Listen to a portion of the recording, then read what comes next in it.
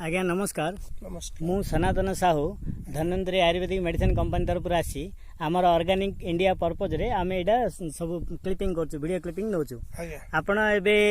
धन्वंतर RPS 76 पकई ना निश्चय पकईछु आपणकर नाटा कहतु गाँ नाटा कहतु दुखीश्याम साहू बोरीगा अटेंड पोस्ट बोरीगा बोरीगा आपण आरपीएस 76 पकईले हाथ जो धरचंदी आपणकर कौन रिजल्ट अछि कहले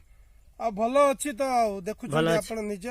ऑर्गेनिक कराई भल अच्छी शेषरे टिके थोड़ा सार देइछु अल्प शेषरे टिके और सार देइछदी आपण फर्स्ट थर यूज करछदी फर्स्ट थर सेति पहिले आमे टिके सार दियंतु बोली कहिथिलु काहेकि बिल्कुल लोक चिंतित हेय जई सेति पहिले आमे मना करथौ जे टिके दियंतु बोली कहूछु आपनकर पडिसा बिल को एटा देखिरालो भल होइछि आपनकर कोन लागुछि पडिसा बिल सहित हमर टिके भल अछि आपनकर आ चासी मानक पई कोन कहबे कोंतु चाषी मान समस्ते जदि ऑर्गेनिक यूज करेंगे बेले आमर सारा ओडिशा को बुरीगा को ये ऑर्गेनिक रे हबो विदाउट पेस्टिसाइड रे हबो लिकरी विश्वास एबे आपनकर जो यूरिया पीडिया पक्या द्वारा जमी रे कोन असुविधा होछि आ सब ये सॉइल खराब होउछि हां आ ये पेस्टिसाइड द्वारा हमर स्वास्थ्य पक्ष क्षति स्वास्थ्य प्रति खता तारे मुग जो हबारटा बंद है मुग बिरी हबाटा कम है हां मुगटा हमर कम होछि काहे होछि से पीडिया एरिया लागि कम है जाइछि ना आपन एटा भर अनुभव करि परछन्ती माटी भी सॉइल भी हार्ड है जाउछि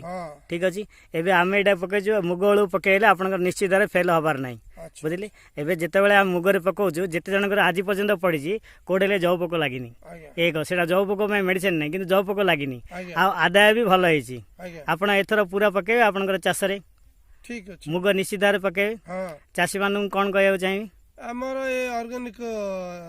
मेडिसिन नेगिरी यूज करो पेस्टिसाइड ते कम बोली कहबा एडा हमर पीलेले किछ होनी एडा आपन को कहै छी हां कहै छी एडा पीले भी किछ होनी मतलब गोटे चासी की पकेया को सहज होची ना कष्ट होची सहज होची किंतु आमे जदी कोणा करी पके दवा बेले भलो होनी आ जदी पानी रे बुडै गिरी पकेबा बा स्प्रे करबा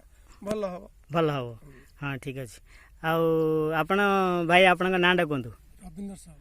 आपण एडे चाष करचंदी मो एरिया ते इतना बिलरा काम करछ ए बिलरे काम करछदी आपण चाष करचंदी आपण ठीक लागुची ना हां जो पकाई जी जिंस पकेया को सहज होईची पकेया को सहज होईची तापर जिंस भी भलो अछि